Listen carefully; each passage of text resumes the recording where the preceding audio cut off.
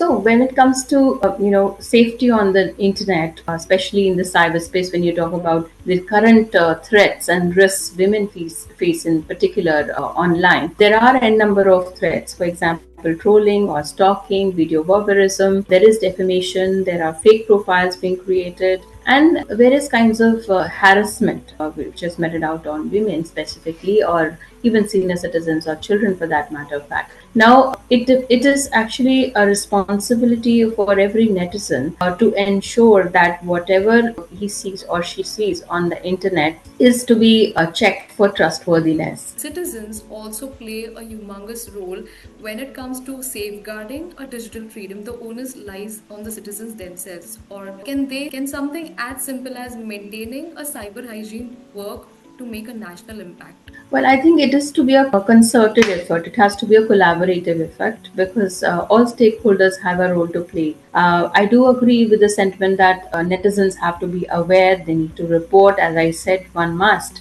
But at the same time, our law enforcement has to be trained. Our investigations have to mark What you're posting online, what you're saying online as well. One of this, I think recently there was a case where some influencer on some of the platforms had just posted her boarding pass on the Instagram, and she was stalked to a huge level, so much so that she had to actually reach out to legal authorities and take action. So I think India has made significant strides in this evolution of contours of law, and the changing dynamism of technology itself has actually made us make those changes.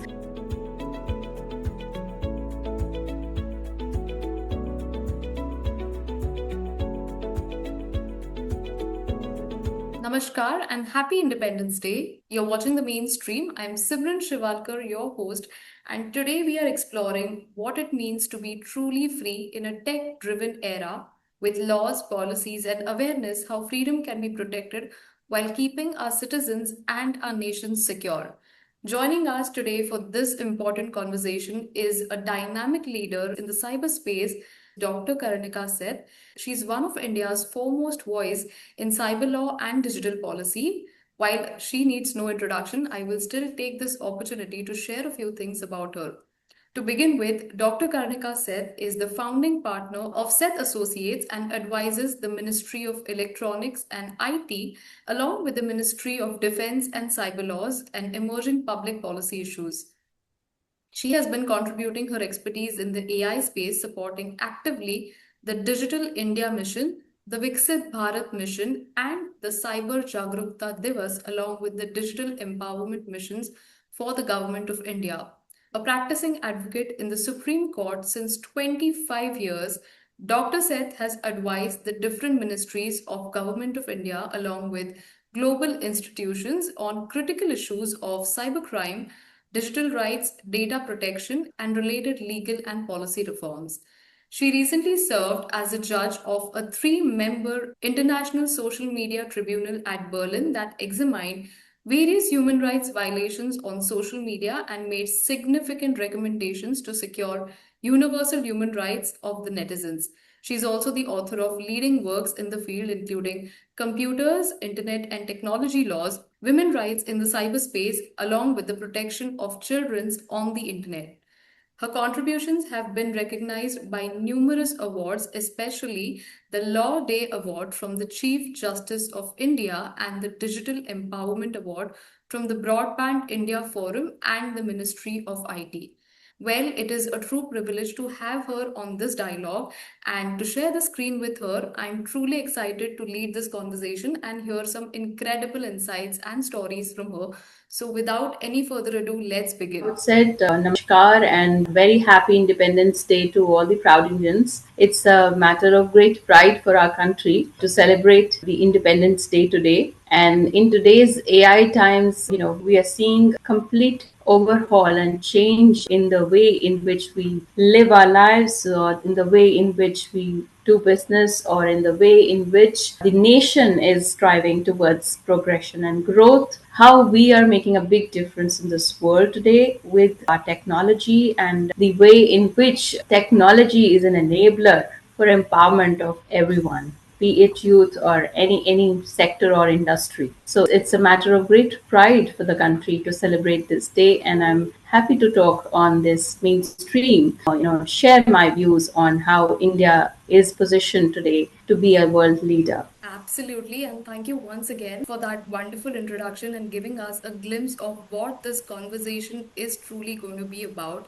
Well, that being said, Dr. Seth, today we talk about digital freedom. We have come a long way, and today in 2025, we have close to 800 million internet users using digital media on daily basis. From your point of view, from your perspective, what does digital freedom truly means? Well, first of all, when we talk about digital freedom, it's not just about the right to access internet or it's a right to use technology. But in today's times, we are very, focused on leaving aside the digital divide and trying to bridge the digital divide and bring in more inclusion, bring in, concentrated effort of all industries to have more access to internet, to telephony, and also bring changes in the regulatory framework which facilitate further growth, not just for technology but all sectors which technology is an enabler of. And that's the reason when I say digital autonomy or digital freedom today, it's much beyond just an access or a use right. It's inclusion, it's also freedom of expression, it's digital literacy, it's also to do with privacy, data protection. Digital India Mission is one of the key initiatives of the government, as you know, Viksit Bharat program or the Cyber Jagriti Divas. So we are celebrating the empowerment which it is bringing to the nation, the empowerment and the digital literacy which is bringing to the youth. And our government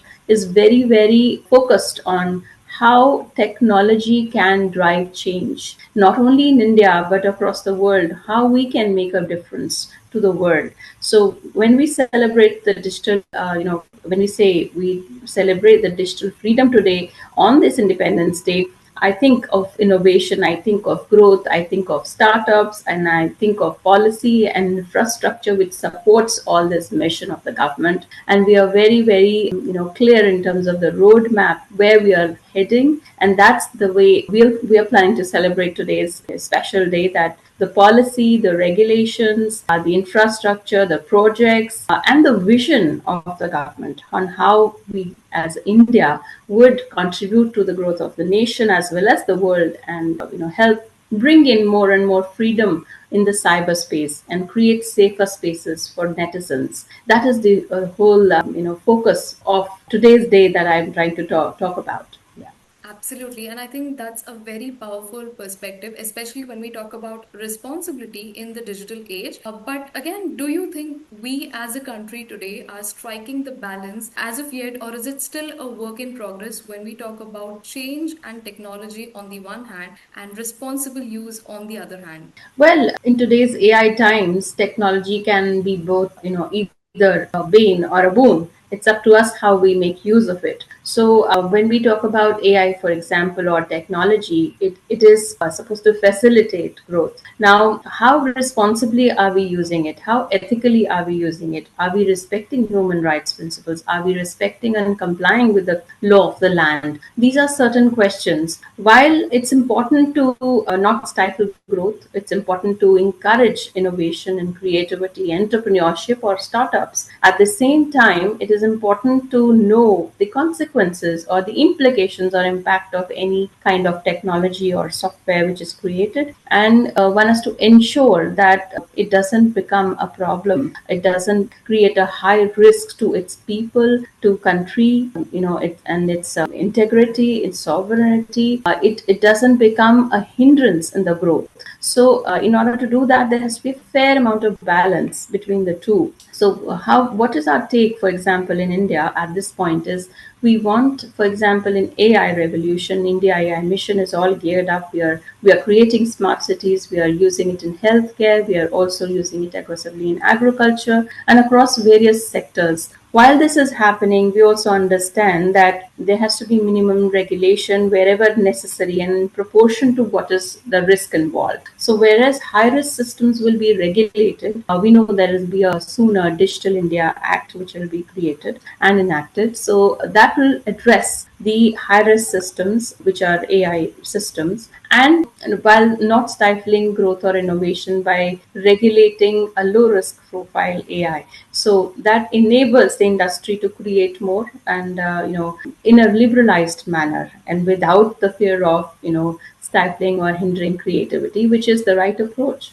Absolutely. I think, which also brings me to the next aspect of this dialogue. We talk about AI, we talk about the emerging technology, and about the digitalized world. Transparency and accountability are two strong pillars when we talk about the digital or the online media today. So, from what we have heard and what we have seen, there have been deeply disturbing incidents in the recent years. You have also been a strong advocate for women's safety online, and we have heard about cases like the Bully By app case, where technology was weaponized and a lot of women were targeted. So, do you think that digital freedom looks different for women in India or even globally? And how do you think, as a nation, as a country, what we can do to protect that kind of freedom while tackling threats? We talk about AI, we talk about the risk landscape. What is your take on that?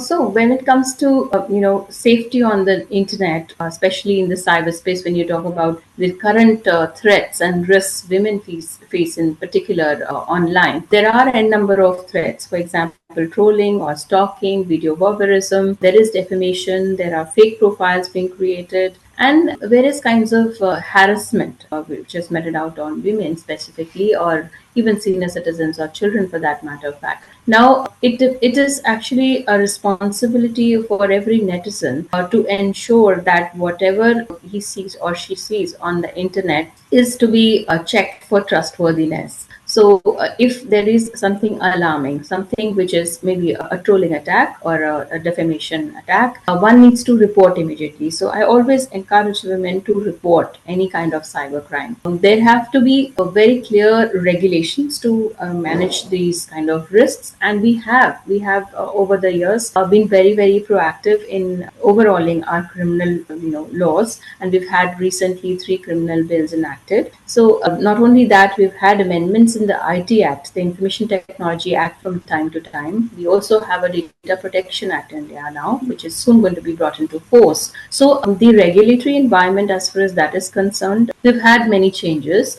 and we're gearing up for the enforcement. So we regularly conduct trainings also in the law enforcement, training the judiciary, training the police officers, and all law enforcement officials who may be investigating these crimes. And we're also geared to address the at the UN convention level, where a convention you should sign a convention on cybercrime to expedite investigation and enforcement of rights. In these kind of scenarios where it specifically if it's cross border. So as far as laws are concerned, we are already working, and a lot has been already enacted, and a few other steps which are remaining are already being taken. Yet, what is important is the awareness. So we need to bring in more awareness. For example, a lot of women also may not know there is a helpline called 1930. You can report cybercrime on the National Cybercrime Reporting Portal, which is cybercrime.gov.in. So if there is increased reporting, a lot of women need to raise their voice against these kind of attacks. And if they do, they can form a committee, they can form a community of women warriors against cybercrime. And I've also advocated very strongly the rights women have. A lot of them don't know that there are laws to protect and safeguard their rights. They have right to privacy, and I've dealt with these cases, and I've represented clients wherever there are defamation suits, or there is an attack which is through trolling, or there is any kind of harassment meted out to women, fake profile cases on social media, and so on and so forth. There are so many issues that I've represented women in, and I'm happy that we've been able to get them legal redressal. Sometimes a picture's going viral, or sometimes privacy being invaded through a webcam. Those kind of scenarios and cases also I've dealt with, where those have been successfully taken down after legal notices were sent within 24 hours or 36 hours of time. So it's not that the law is there as just a paper tiger, but we can enforce the rights, provided we know that we are aware of those rights, we are empowered with knowledge and awareness, we spread the word around, and we report it. That's very important. That's why I say that women rights really are to be respected, not only offline spaces but also online spaces. And that's what real digital autonomy will be all about. Rightly said. So, I think we always hear the big headlines about cyber crimes or cyber attacks, but little do we understand about the nitty-gritties that go behind it, the protection acts, or even the redressals that take place, when we hear about any incident. We talk about laws today, but they only work if the people know them, like you rightly highlighted. So, in that aspect, do you think citizens also play a humongous role when it comes to safeguarding a digital freedom? The onus lies on the citizens themselves, or can something as simple as maintaining a cyber hygiene work to make a national impact?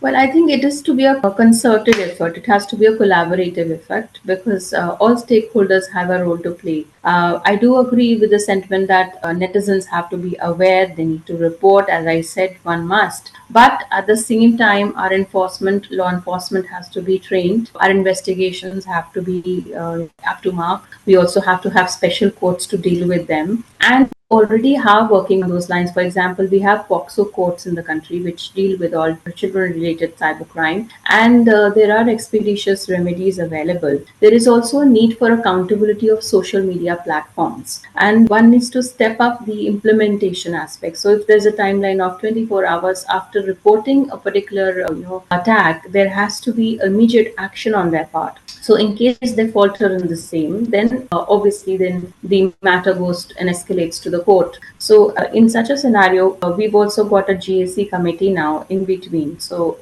if there is no action by the social media platform or if there is no legal redressal given, then it can be escalated to a GSC committee also, which looks into this digitally in an appeal format. And then after that, one can also approach the court if need be, if there is still not a resolution to the problem. So this way, we have created, forums. They have institutionalized the whole mechanism. However, there needs to be greater accountability. The voices which are amplified, those posts which are amplified. For example, deep fakes is a huge problem today. Fake news is a huge problem today. These, when it's reported, then immediately the social media, platforms have to take some immediate action, which is required in the case. Otherwise, single-handedly a netizen alone cannot, get justice, and therefore it has to be concerted effort of all stakeholders involved. Even the government alone, or even the law enforcement or lawmakers alone, will not be able to, manage the situation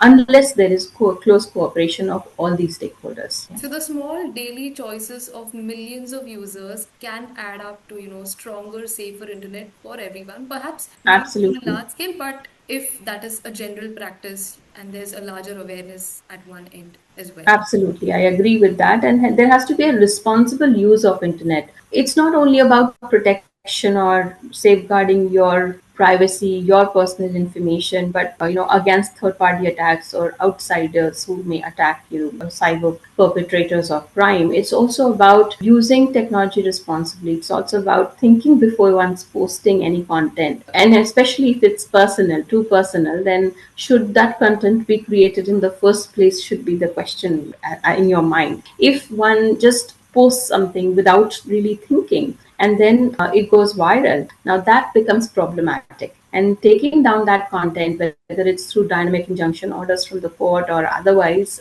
through legal notices, could already pay some damage in this regard. So it's better that one adopts precaution and safety than go through cure. So that's what my advice is, to all the netizens that or users of internet and social media, that one needs to think, and then if there are messages from strangers, one shouldn't just accept messages without knowing what is the source. Shouldn't be forwarding messages, without trusting the source, without knowing who's the sender of a particular post. And maybe a lot of women I know have with those cases where women have been, vulnerable, and they have actually shared financial data of theirs, and they have been digital arrest frauds in the country. We've witnessed a lot of them.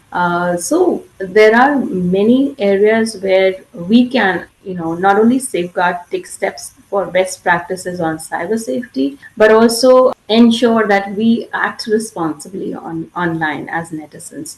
So I think it goes both ways, and that's what will lead to really a digital autonomy or freedom in the true sense of empowerment. Absolutely. Rightly said. So there needs to be some level of self-monitoring as well as to what you're posting online, what you're saying online as well. One of this, I think recently there was a case where some influencer on some of the platforms had just posted her boarding pass on the Instagram, and she was stalked to a huge level, so much so that she had to actually reach out to legal authorities and take action. So I think the onus lies on both the parties, not just the lawmakers but also the users of the internet, like you rightly quoted. Which also brings me to the next topic that I deeply want to understand from you. We have been hearing a lot about IT regulations and IT rules, also the Data Protection Act, which have been big milestones. So, in your view, are they enough to secure the citizens' rights in an AI-driven cross-border digital economy, or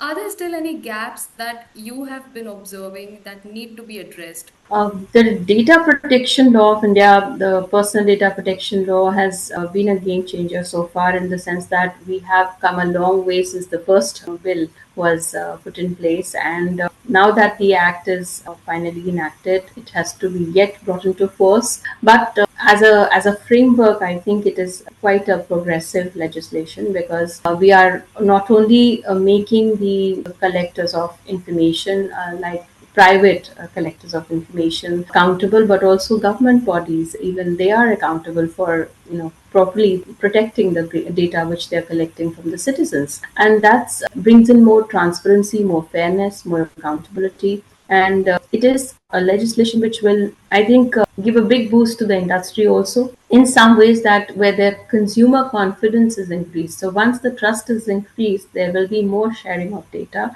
and to the extent which is necessary for a business. So for any service or any product that is being sold, or any service which is being given, or even a subsidy by the government availing any services, a citizen is asked to only give that data which is necessary to provide that service, and not anything more. So that brings in more I would say trust element and confidence, and there is an express consent required. So it is not that it is something, a small fine print given and there's a consent taken, but very clear terms and unambiguous terms. The consent is taken after giving new notice to the consumer, that what, or the citizen, what is being collected, what kind of data is being collected, how will it be processed, and in what manner this will be utilized. So that is, I would say, brings in a lot of transparency, which is a good sign for any law. And apart from that, I think the independent nature of the body, like if you are going to have the digital, the protection of data, you have the DPA, Digital Adjudicating Authority. So now that board, the Digital Protection Board, will actually be able to, look at, analyze the cases, the complaints which will be, brought before it, and it will look at the compliance measures. They look at the faults or the defaults by the various parties, and then there will be implementation of the provisions of the act, and penalties may be imposed wherever it's required. So with the, I think, the data protection board, a lot of again, enforcement of action is something that people believe. Then they would believe in getting redressal if there is any kind of breach or any kind of flouting of any law. So that also brings in more strength to the law. That also brings it more teeth. So that's important. And apart from that, when you talk about lacunas, I would say that we still need to test waters into how the whole implementation of a consent manager will work, for example, because a consent manager, as per the proposed rules under DPDP law, has to be an independent body which will give, the notice, or like I would say consent on behalf of the user. So how the independence can be maintained, and analyzed and determined is also another aspect. Apart from that, cross-border transfer of data, how seamlessly that will be done is also what rules will be regulating it.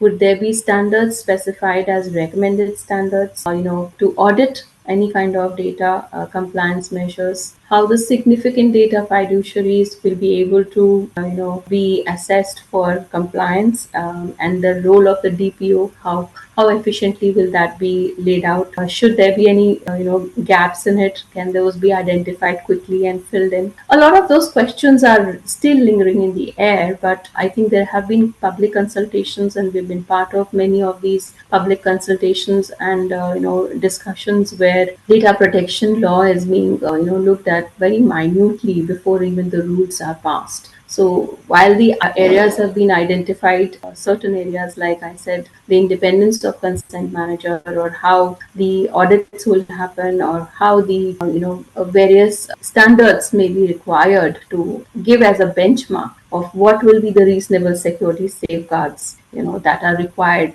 by any data fiduciary, how they will be protecting this personal data of citizens. These are areas which still, I think it will be a welcome sign if those are also addressed in the new rules. Absolutely. I think would it be then safe to assume that while a regulation is not a one-time event, it is still a living process that has to keep pace with the evolving threats and the evolving technologies. For example, we have Gen AI, we have threats like deepfakes and other concerns as well. While those threats will keep on evolving and coming in, the laws also need to be updated as and when necessary for citizens to have that kind of digital liberty. Absolutely. I think law is always an evolving process with the dynamism of internet and the inherent nature of internet. We have, over the last 25 years of my practice alone, I can say and vouch for it that India has made significant strides in this evolution of contours of law, and the changing dynamism of technology itself has actually made us make those changes, and those were necessary. And we now see a lot of issues on the internet, for example, deep fakes, fake news. Whenever those issues have emerged, now we're talking about AI, for instance, and the havoc it can play in the world. So, how to regulate AI? How are we talking about responsible AI? So, as and when these issues have come about, there have been changes and reforms brought about in the law. And whenever needed, there have been special laws created, like the DPDP Act I told you about. And we also talked about the Digital India Act we're already working on. We have a roadmap for Viksit Bharat 2047. We're already building that. And we've already done a lot in this space, in the sense that the IT Act also had amendments in 2008 and 9 when certain cyber crimes which were not even addressed earlier because they were not identified at that point of time as a threat. They all emerged, and crimes like, I would say, cheating by personation, identity theft, phishing, and child pornography, cyber terrorism, all of those were identified as issues which had to be addressed, and they were put in as provisions and sections under the IT Act. So it's very interesting how this it's the evolution of technology works alongside the evolution of law, and not just in India but internationally. As I would say, the recent DPDP enactment also got influenced by, to some extent, by the GDPR of Europe.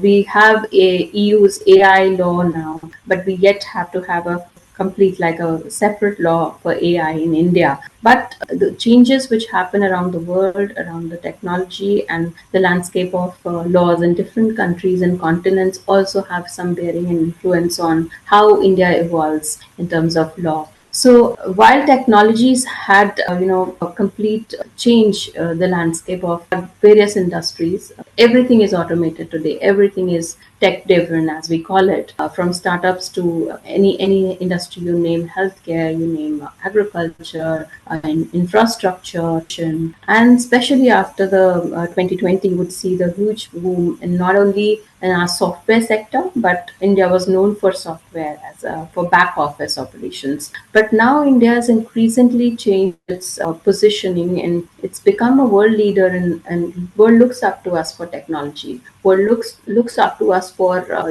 creating even standards now in security. We are spreading digital awareness in a very unprecedented manner. There have been various programs of the government like the Digital India Mission, the Make in India program, the Cyber Jagad. There are n number of Viksit Bharat is definitely the main program we are also focused on right now. The digital empowerment missions and various ministries of the government work together on these issues, and that's why technology is like a thread across various industries, and it has bound us, like brought us together And while the world is also converging in a global village, as our Honorable Prime Minister Modi ji also says, we have seen how the world is converging, and India has positioned itself in a very, very healthy manner, in the sense that we are very progressive, and we are more than welcoming growth and bringing in creativity. We respect human rights, and we want to showcase what India can bring to the world.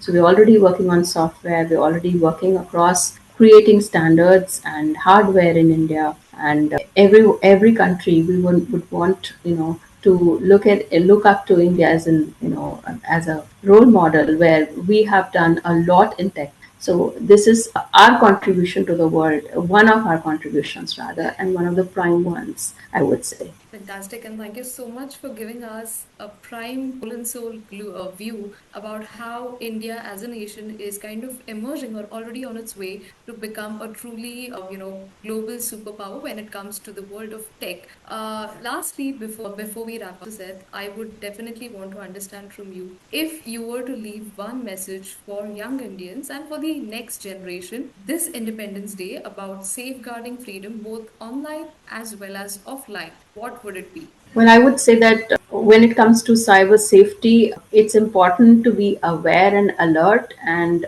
think before you post, because a lot of these problems can be avoided if you can protect yourself, and you're able to think on your feet, and take action which is required. At the same time, you don't make a silly mistake which you can regretting later. So the youth of today needs to be cyber empowered. They all have to be cyber warriors and form a community, because you're not alone. It's a cyberspace where all of us can together make a difference and create a safer cyberspace for everyone. And it's not only our duty to protect ourselves but also others. So handhold them and spread digital literacy around, and educate people on their rights and measures one needs to take on best practices on cyber safety. Wonderful. And I think cases like these, they are a constant reminder that freedom is not just something that we have inherited, it is perhaps something that we pass on, we practice, and we protect as well. I think that's a powerful message that you have shared with us today. Dr. Seth, thank you once again for joining us today and sharing these incredible insights. I think so, on behalf of the mainstream, it's been a true honor to have you in this conversation. To everyone watching,